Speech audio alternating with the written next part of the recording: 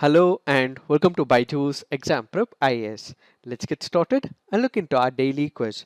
Before we start with the practice questions for the day, we have an announcement.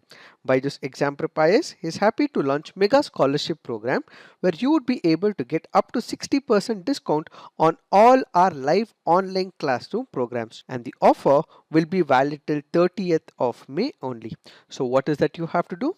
Link will be given in the description box. Look into the description and suitable necessary information will have to be given so that you would be able to avail mega scholarship discount. Let's get started and look into the first practice question. Which of the following differences between severe acute malnutrition and moderate acute malnutrition are correct? MAM may require only short-term treatment. The duration of treatment for SAM is typically longer. MAM can often be managed with simple interventions, whereas SAM requires specialized medical care. Which of the statements are correct? The answer to this is both. Why have we taken this practice question? Because this article on the Hindu makes a reference to severe acute malnutrition and it also makes a reference to moderate acute malnutrition. Let us try and understand what is the severe acute malnutrition. As per the World Health Organization, it defines severe acute malnutrition by very low weight for height or a mid upper arm circumference less than 115 mm or by the presence of nutritional edema. So children suffering from severe acute malnutrition have very low weight for their height and are 9 times more likely to die in cases of disease due to their weakened immune system. So when we speak about severe malnutrition, it is basically the enhanced version of malnutrition. Malnutrition generally is a very generic term. It often includes undernutrition, resulting in inadequate consumption of food and nutrients, poor absorption of the food and excessive loss of nutrients, and it also encompasses overnutrition as well, resulting from excessive intake of specific nutrients. So the enhanced version of malnutrition is what is called as the severe acute malnutrition. Now what is the difference between severe acute malnutrition and moderate acute malnutrition? When it comes to the moderate acute malnutrition, it will require short-term treatment. So the treatment that is required for this particular child is comparatively for a shorter period of time in comparison to the SAM, which is severe acute malnutrition.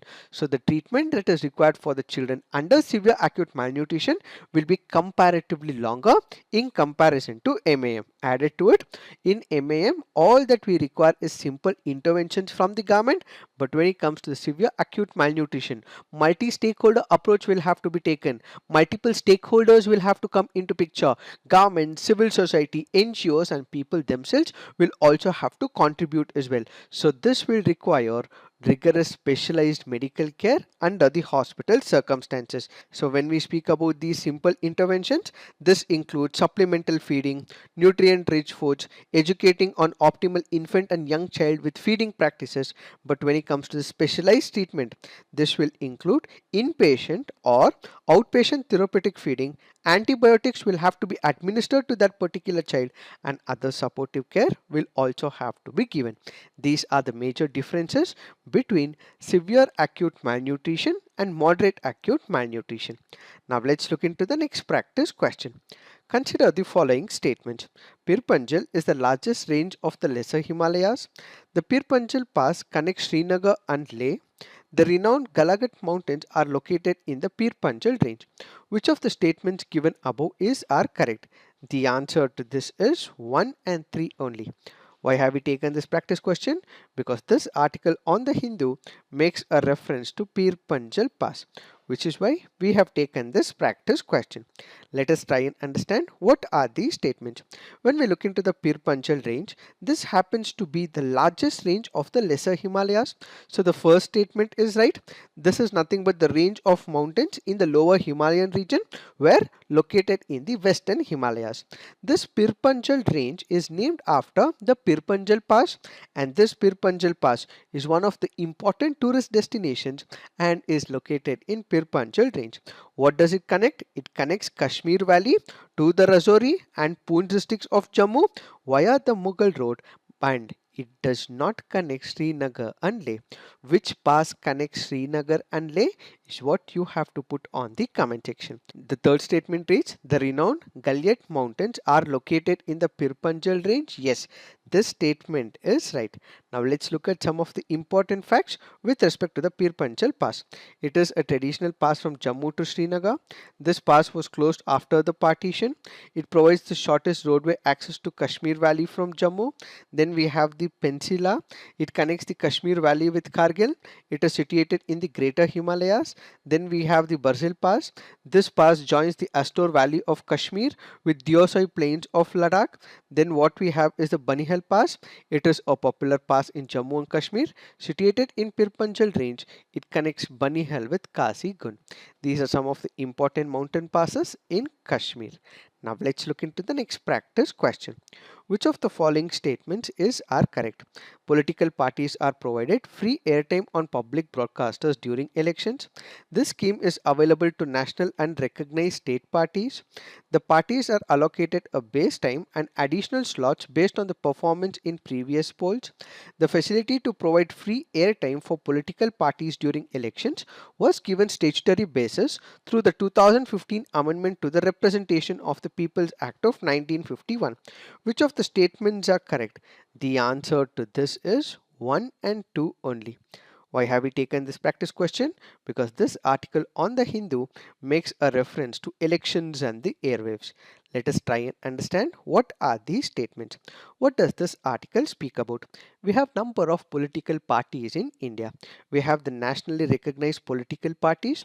We also have state recognized political parties as well. As part of the assignment, you have to put on the comment section which are the nationally recognized parties is what you have to put on the comment section. How many do we have right now is what you have to put on the comment section. So we have the nationally recognized political parties and we also have the state recognized political parties as well. So these nationally recognized and state recognized parties will be given free airtime, which means we have number of public broadcasters. Let's say for example we have the Doordarshan. In the television channels like the Doordarshan, so on and so forth, these political parties without any payment will be given free time so that they would be able to broadcast their agenda. Let's say we have one of the political party like the Congress or the political party like the BJP, or let's say a political party like the CPI. These people would be given the vouchers and they would be able to air their content free of cost in the media, that is the public broadcasters like DD Doordarshan. This means it is only applicable for DD Doordarshan public broadcasters and this cannot be enforced on private, which means if there are any other private channels, let's say for example we have the CNN IBN, or let's say Times Now or Republic, so on and so forth, in these cases they would not be provided any free time. All that we have is with respect to public broadcasters. So the first statement is right. It is applicable to both national and state political parties which are recognized. The second statement reads, the parties are allocated a base time and additional slots based on the performance in previous polls. Yes, this statement is right. Let's say for example, we have the political parties like BJP, or let's say we have political parties like Congress or any other state political parties. Recently we had elections in the state of Karnataka. So let's take the example of JDS. How exactly does it work? In the previous elections, that is the state assembly elections, on the basis of their performance they would be given a base time of 45 minutes, and on the basis of previous state assembly elections they would be given extra time as well. So it is on the basis of previous polls.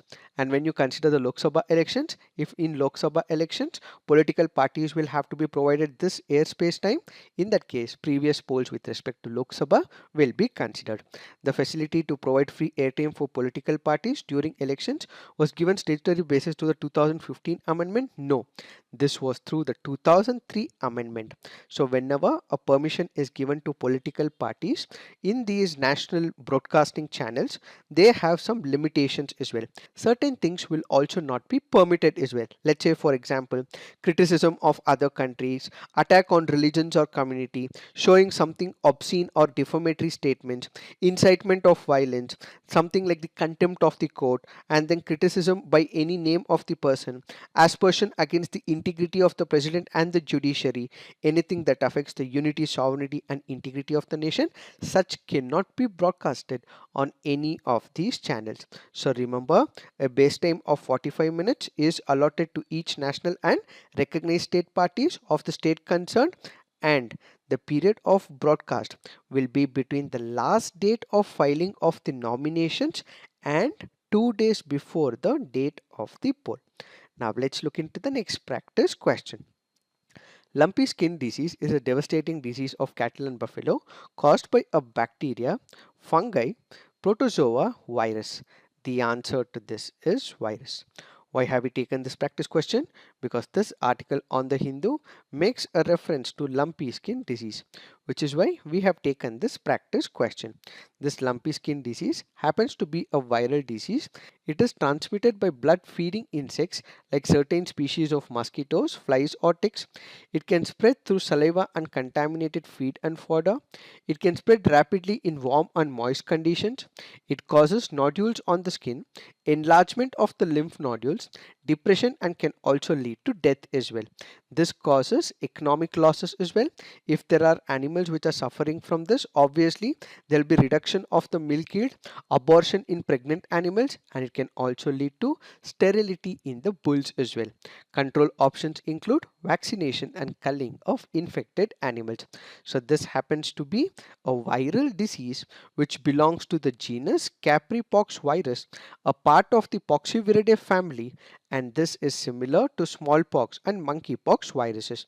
LSD affects the lymph nodes of the infected animal, causing nodes to enlarge and appear like lumps as shown in the image, and the nodules may later turn into ulcers, eventually develop scabs over the skin, and other symptoms include high fever, sharp drop in the milk yield, discharge from the eyes and the nose, salivation, loss of appetite, depression, damaged heights, emaciation, infertility, and abortions. These are some of the important facts that you have to remember with respect to the lumpy skin disease. Now let's look into the next practice question. Under the Constitution of India, which one of the following is not a fundamental duty? To vote in public elections, to develop the scientific temper, to safeguard public property, to abide by Constitution and respect its ideals. The answer to this is to vote in public elections. This is not a fundamental duty that is covered under Article 51A of the Indian Constitution. This happens to be a previous year question from the year 2011. Now let's look into the fact of the day. The fact of the day for today's discussion is National Quantum Mission. Let us try and understand what is this National Quantum Mission. This happens to be one of the initiatives that is launched by the Department of Science and Technology, Government of India. What does it do? It wants to make sure that all efforts are taken into picture so that we are able to engineer, utilize all the quantum features of photons and subatomic particles to build advanced sensors with respect to the quantum technology.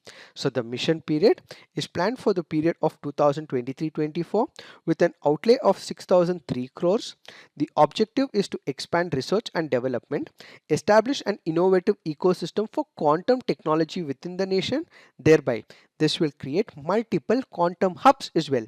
That includes quantum computing, quantum communication, quantum sensing and metrology, quantum materials and devices, which will all be part of this particular program.